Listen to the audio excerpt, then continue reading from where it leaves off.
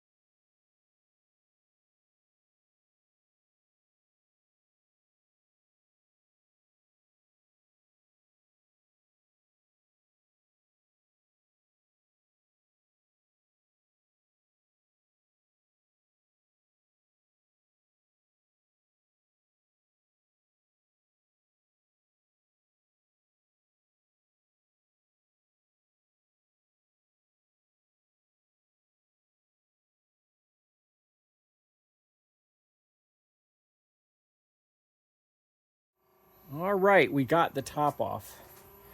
And this is not the first top this car's had. This is our clue. The some of the stuff, we have several clues. Clearly somebody been there before us, stapled a bunch of stuff multiple times. And there's just damage to the infrastructure of the top. We're gonna have to do a lot of cleaning. But otherwise, it's here. Everything we need is here. We're gonna have to do some repair work on this and the other one. I think these are used, but the rear window is not totally off. We'll take this loose and get that off. But the majority of the top is now off the car, and we're gonna get ready to put the new top on. We're gonna clean some stuff up and get that done. Already went and looked at my top because I have the same top that we're putting on here, and we don't need these parts. We're gonna keep these parts here because they keep the bows in line, but we do not need these parts. The headliner is okay. This part is broken, no big deal. So just checked. All right, we got things cleaned up. Pretty good. You're happy, bub? Yeah. The top is, gonna go on here. Very clearly, given the corrosion I see here, at one point they did have some top issues with this, more than just the kid that sold it to my grandson rather. It's just obvious from the corrosion, from the weird stuff that I see. Anyways, we're going to start by, after the cleaning here that we've done, I went and never seized a bunch of stuff. We're going to start with removing these bows, and we're going to install the top, and then there's an order to, I believe, we staple it down here, we bring this bow into the equation, it goes through a loop, put it into a second loop, and then it gets stapled here and then attached in the back, or attached in the back and stapled here. I have it in my instructions. So that's what you're going to see on the video, and that's where we're at.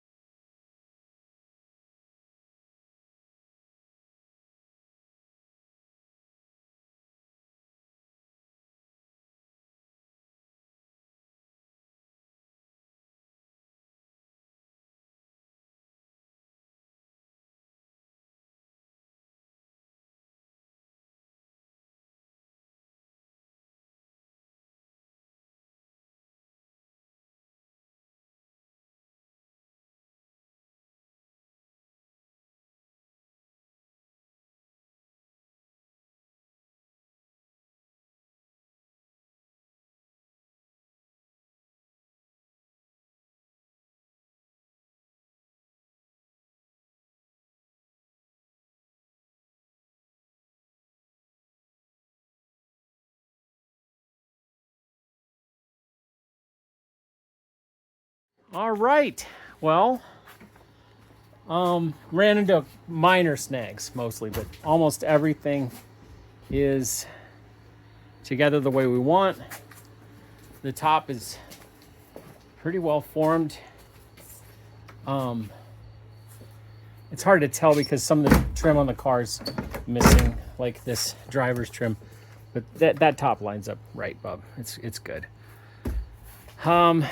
And not only that, more importantly, you can put it up and down eventually.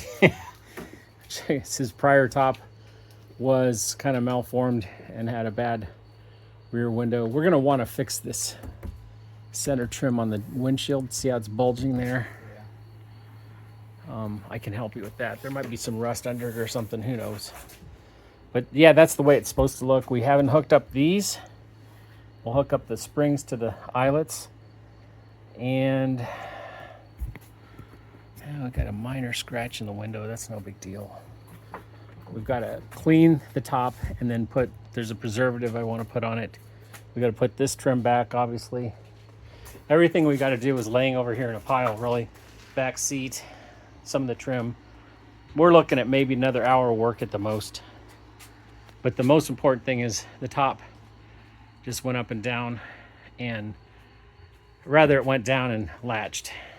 Went up and latched, I guess I would say. And Bobby's obsessing about it because this is his car. Yeah, good times. Anything to say, bub? Would you recommend anybody do this? This is not for the timid. I think I called one of my friends right after I did one of these, did my yellow one, and I said the Coyote swap was easier. It was a lot longer, but anyways, there's just stuff was just like, oh, what? I've got to do what? Anyways, looks good.